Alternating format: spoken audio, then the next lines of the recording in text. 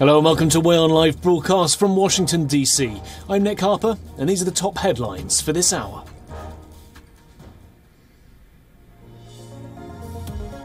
The Kremlin denies targeting civilians or civilian infrastructure following reports of a strike near the Ukrainian port town of Odessa that killed at least 19 people on Friday.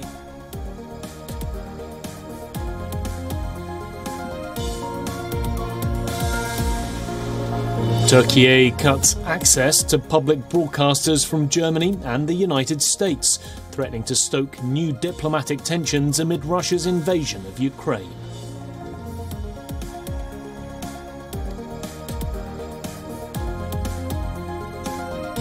Australian PM Anthony Albanese welcomes a new start in relations with France as he meets President Macron in Paris after an acrimonious row between the two nations over a submarine contract last year.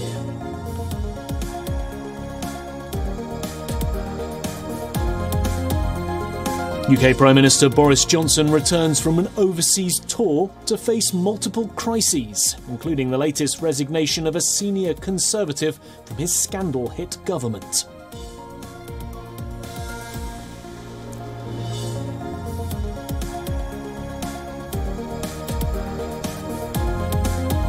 And Pakistan's inflation hits 21.32% in June, its highest ever in 14 years, amid higher food and fuel costs, even as the nation inches closer to an International Monetary Fund bailout.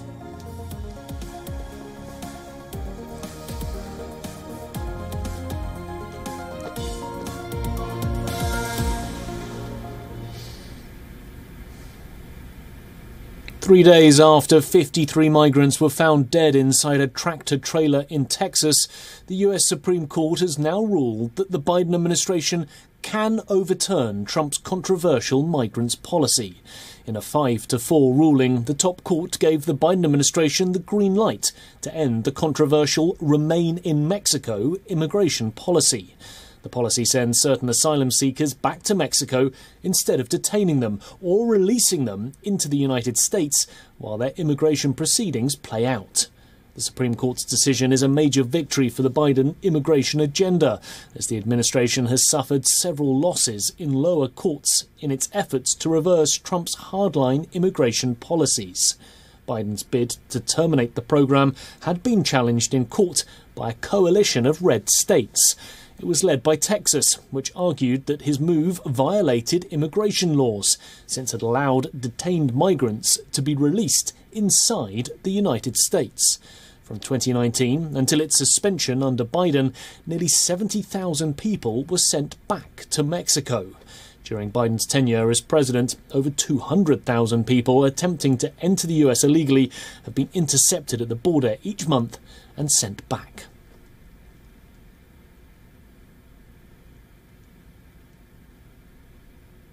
Well, for more on this, we're being joined by our US correspondent Susan Tarani live from New York. Susan, an important win for the Biden administration, this one. How's it responded and what does this mean for immigration policy from here on out? Right. After what many were calling really a winning streak for the Republicans, some say that this is a win for the Biden administration on the one hand, but then on the other, we heard, from lawmakers on states that are bordering Mexico saying that this will be very challenging considering the influx of migrants that are already coming and whether or not the United States has the ability and the resources to deal with these asylum seekers that will have to remain in Mexico anymore. It's yet to be seen whether or not the Biden administration will directly implement this and stop this remaining in Mexico right away, or will it wait to see that a lower court will issue an order or not. But one thing that's clear is that what it wants... Sorry, Susan, we seem to be having a few technical problems with your audio there. We're going to come back to you in a few minutes' time to talk about our next story. Well, moving on, after outrage over the US Tops Court ruling on abortion rights, US President Joe Biden has called for an exception to the Senate's filibuster rule. The move would allow Democrats to pass a law for preserving abortion access rights, reversing the recent Supreme Court decision. This despite Democrats' current thin majority and no Republican support.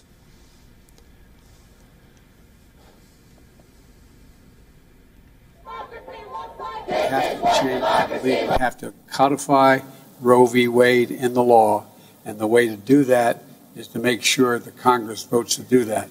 And if the filibuster gets any rights, it should be an exception for this, require an exception to the filibuster for this action. Under Senate rules, most legislation requires 60 votes from the 100 senators to pass. However, the legislative filibuster rule gives power to the minority party by allowing it to block bills that most of its members oppose. Democrats presently have only 50 votes, with Vice President Kamala Harris providing the tiebreaker when needed. Bypassing filibusters would allow a simple majority to pass a new law.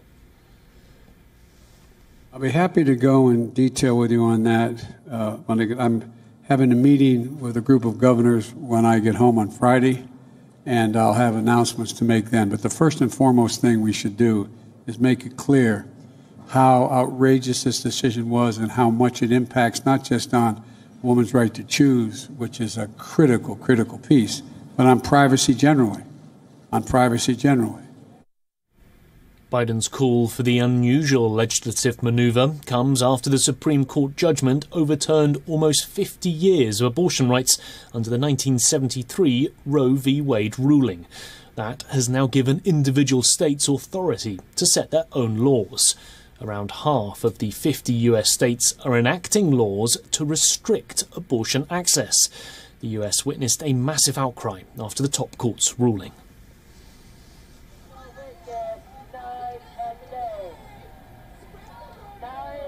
We're going to go back to Susan Tarani, who's joining us live from New York City to talk more about this. Susan, it sounds like a strong plan from President Biden, but is it even workable considering that wafer-thin majority that the Democrats hold in the Senate?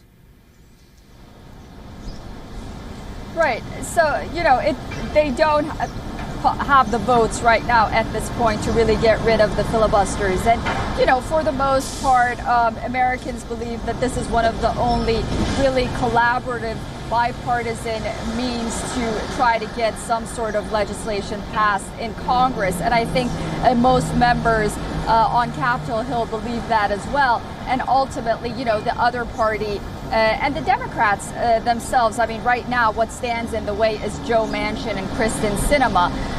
But they're probably thinking that, ultimately if they go in the minority, then, they won't really have the opportunity to counter what the filibuster is giving them the advantage to do. So, it's probably not going to happen, but the fact that they put it on the table now really why not? Makes if there's negotiations a lot harder.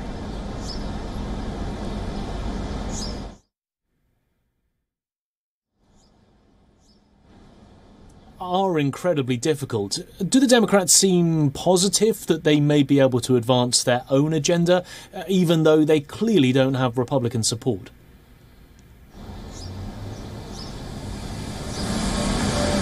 Yeah, it is. It's extremely difficult right now, especially after that Supreme Court ruling. But what is clear is that the Democrats will get a jump, at least in voter turnout come the midterm elections. We know that there's going to be a lot of fundraising when it comes to the issue of abortion and privacy, and that'll give them a bump perhaps in participation. But whether or not they'll be able to codify something like abortion rights because it's part of a privacy law is yet to be seen. Will they be able to get some Republicans on board? Some are optimistic, others are saying it's harder to do than we discussed, or else they'd be able to do it already. Remember, they did try to put abortion into federal law when that draft was leaked back in May, and they didn't succeed, and that's why they're talking about changing the law to Senate filibusters right now. Susan, thank you. That was Susan Tarani joining us live from New York City. Well, same-sex couples in the United States are now worried about the legal status of their marriages and on their right to have a child. The concerns come after the US Supreme Court overturned that 50-year abortion law. And who are gay are now looking to reinforce their marital situation with their spouses and the privileges that go along with marriage. And they are trying to shore up their rights by wills and powers of attorney and advanced healthcare directives and things that would provide, outside of a marital situation, rights that married people would typically have. In 2015, a landmark civil rights case capped a string of court victories for the LGBTQ+ community and put a ban on criminalising gay sex. It established a new era of tolerance and civil rights in the United States. But couples are now fearing that their rights could be taken away, like those seeking to have an abortion. A Supreme Court judge, Justice Clarence Thomas, has said that if the court thinks of repealing the right of same-sex relationships, it might use the same rationale that it followed to overturn the abortion law. People are very concerned that indications from right-leaning politicians and indications from Clarence Thomas himself and his supporting opinion puts them in the target of what's to come next. Well, staying with the US Supreme Court, it's limited the federal government's ability to curb greenhouse gases.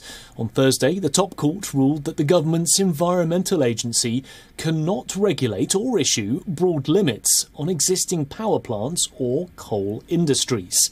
This comes at a moment when the world should be racing to prevent the worst effects of global warming. The ruling also foreshadows more fights and lawsuits from industry groups who want to prevent federal agencies from enacting big, important regulations to address evolving problems. The Democrats, climate activists and Green parties have bashed the ruling. A small group of protesters carried a giant Constitution placard which read, "We the corporations." Even the United Nations has sharply criticised the ruling.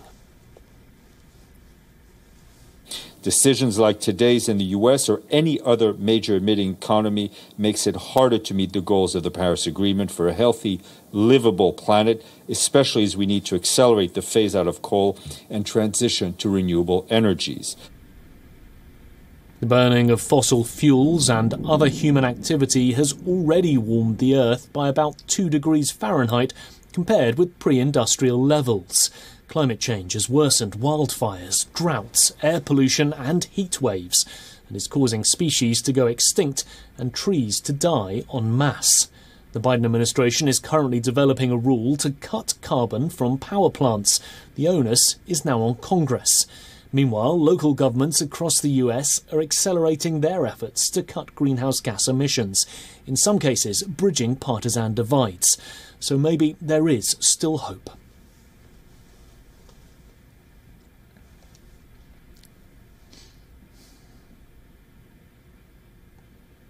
Well, next today, record inflation or price hikes across the world are showing no signs of abating, even as crude oil prices have softened a bit in the last few weeks. In the latest, the price growth in the Eurozone hit a new record high of 8.6% last month, after a sharp acceleration of food and energy prices in many countries. This has intensified tensions between rate setters at the European Central Bank over the speed of planned interest rate rises. Energy prices in the Eurozone rose almost 42% in June as Russia reduced the supply of natural gas to Europe, while food, alcohol and tobacco prices rose 8.9%. Services prices slowed to 3.4%, while non-energy industrial goods prices continued to accelerate to 4.3%.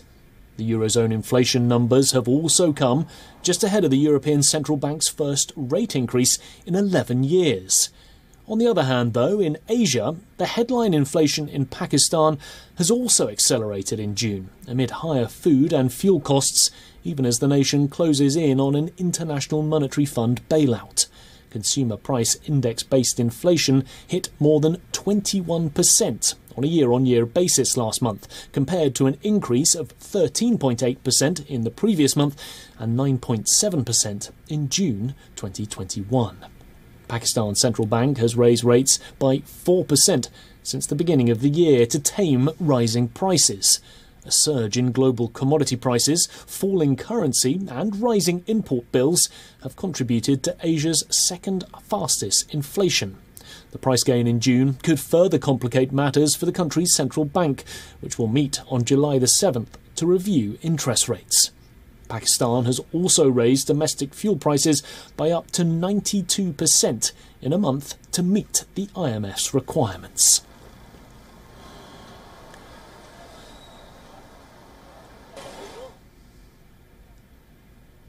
Silicon Valley giant Meta is planning on cutting its hiring by 30%. This comes amid a global economic crisis which has especially hit tech giants, who are also taking similar measures to deal with the worsening situation. Facebook owner Meta Platforms is slashing its hiring.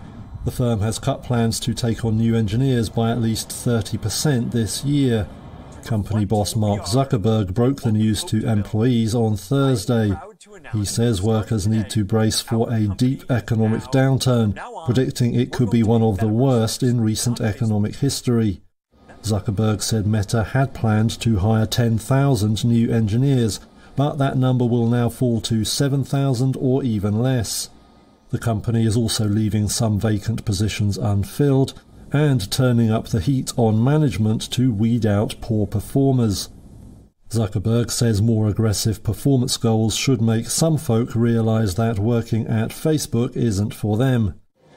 Meta is already battling a tough year, with its shares down by around a half.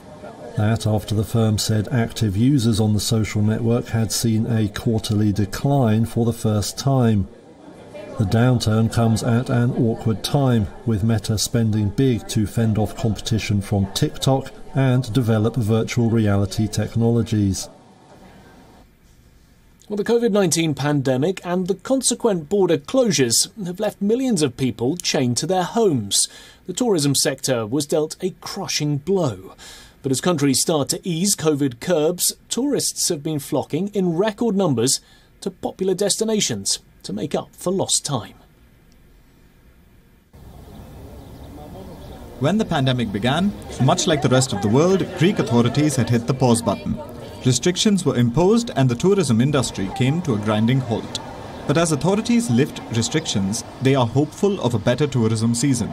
It helps that number of tourist arrivals appear to be on a positive trajectory. And tourists, they aren't wasting this opportunity. In Italy, the tourism industry has seen a stunning rebound, especially of tourists from the United States. Pent-up demand and lockdown fatigue has fueled the desire to make travel plans despite inflation. And Italy's popular tourist destinations, such as the Sistine Chapel and the Colosseum, are bustling with tourists. A sight for sore eyes after 2 years of restrictions that had left the famous avenues of Italy deserted. There is a huge craving to travel, just like popping a closed bottle. So the moment Italy loosened the COVID security measurements at the beginning of April, a tsunami of bookings arrived from the United States in number and at a never-before-seen speed. And here in Paris, the numbers look especially promising, with March being a fantastic month, as numbers climbed to almost 50% of the 2019 levels. A sigh of relief and a beacon of hope for the tourism industry that was struggling to stay afloat. As per authorities, at this pace, numbers could climb to 70% of pre-pandemic levels. That being said, despite the wave of tourists, uncertainty looms in the post-pandemic landscape, as cutbacks in the aviation sector during the height of the pandemic have had a lingering effect. While tourism is back in full throttle in some parts of the world, in Israel, even though numbers are nowhere close to the 4.5 million tourists who visited before the pandemic, authorities are hopeful of a gradual revival. In March, things started getting better, slowly at first. So we had a few good weekends in March, the rest wasn't good. And in April, things got better. In May, better still. and in June, this June, we have been doing good business in a steady way. We are hoping that this improvement continues. So we are yet to reach the pre-COVID levels of business, but I think we are moving in the right direction. United Nations data shows that the $3.5 trillion worldwide tourism industry lost $2 trillion during the pandemic.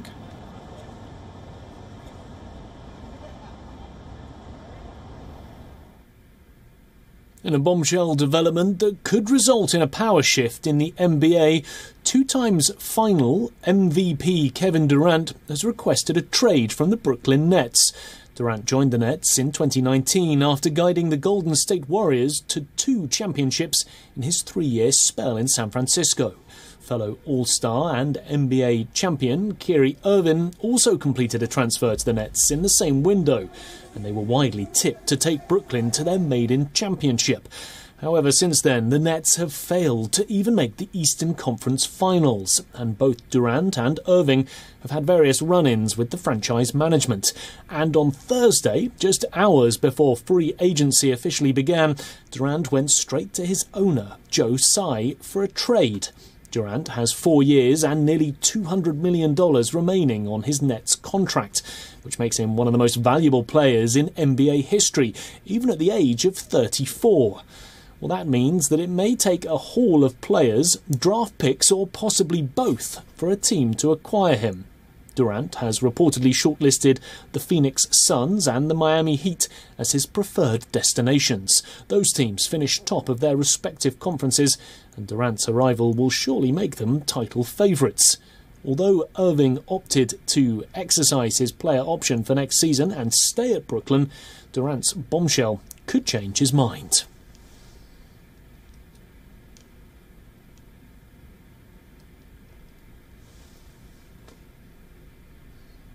Well, now, we've all heard about the Frog Prince story, where the princess kisses a frog, after which the amphibian turns into a prince. Well, in real life, something like this has happened in Mexico, where a mayor of a small Mexican town has married his alligator bride. And just like usual weddings, the ceremony was filled with traditional music and dancing.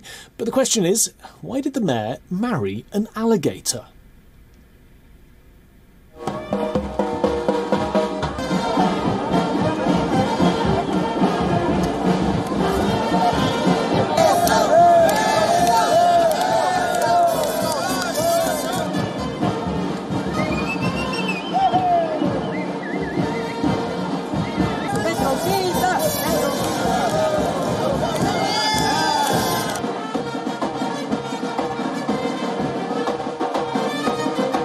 Tenemos que cumplir con cierto requisito, pedirle a la naturaleza. We need to fulfill certain requirements.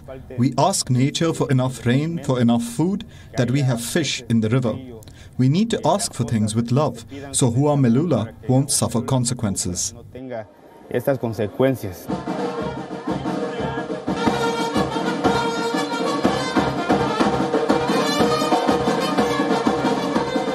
Well, that's it for this edition. I'm Nick Harper in Washington, D.C. Have a great weekend, and we'll see you next week. Thanks for watching.